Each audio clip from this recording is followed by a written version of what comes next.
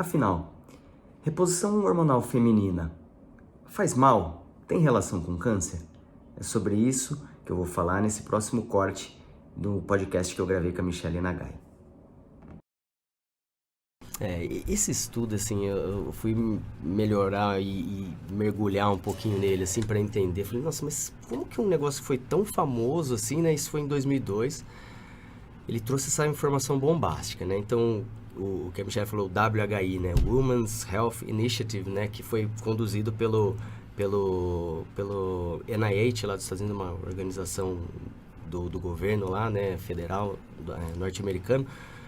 Ele foi conduzido, a princípio eles queriam mostrar pra gente que se haveria ou não questão de risco cardiovascular com a reposição hormonal. Então ele nunca foi talhado para essa parte do câncer. Mas lógico, foi um dos desfechos que foram avaliados. E aí o que foi visto, né? Foi visto que nas mulheres que tinham reposição com estrogênio e a progesterona, né?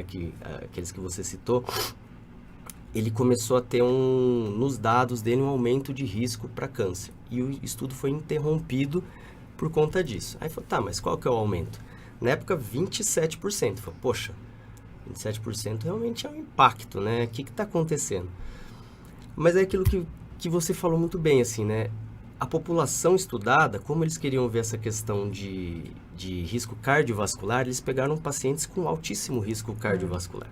Eram pacientes, em geral, fora dessa janela que você falou, idosas, muitas delas tabagistas, muitas delas com obesidade ou sobrepeso, ou seja, metabolicamente pacientes desfavoráveis, o que batia com o intuito do estudo, que era o quê? Vai morrer do coração ou não? Então eles queriam saber, o desfecho era duro, era morte por causa cardíaca. E se você pega uma paciente que já tem todos esses fatores de risco, a chance de você conseguir falar, olha, realmente morreu de coração e vamos ver o que aconteceu. Nesse meio tempo, aí começaram a notar isso. Falaram, olha, aumentou.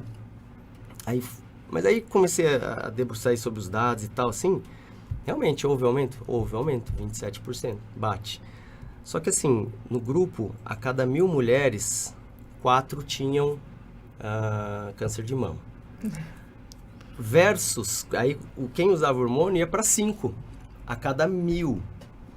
Isso, se comparar 4 versus 5, dá 20 e tantos %. É aumento de risco relativo. Então, eles usaram o risco relativo e não o absoluto. O absoluto, se for botar, é muito menor que 1%. Então, acho que toda vez que chega uma paciente com essa questão da reposição hormonal, a gente fala assim, olha, acho que vamos pesar isso, vale ou não vale. Ela vai perguntar, tem risco? Pelos estudos, sim, mas pelo visto da ordem de menos de 1%, né? Então, muitos críticos do estudo falam que talvez o WHI, ele foi todo enviesado, porque na hora que ele saiu como estudo, ele foi primeiro publicado no New York Times antes de uma revista científica. Então, assim, rompeu com tudo que é habitual, não foi revisado pelos pares e tudo mais. E assim, uma coisa que chamou a atenção foi isso, que foi o estudo mais caro da história, isso eu não sabia. Mais de $1 bilhão de investimento. E eles não poderiam ter um estudo negativo. Negativo que a gente fala é um estudo assim, olha, realmente não conseguimos comprovar que isso foi comprovado, enfim. Então eles falaram assim, a gente precisa ter algo chocante para fazer valer esse investimento. Talvez tenha sido isso. Então, assim, esse é um estudo que eu falei, isso eu quero entender o que está acontecendo, e tem muita gente muito boa falando sobre ele, entre eles a Sarah Gottfried, que é essa médica que eu fui conhecer bastante do assunto dela, e o próprio Peter Attia também.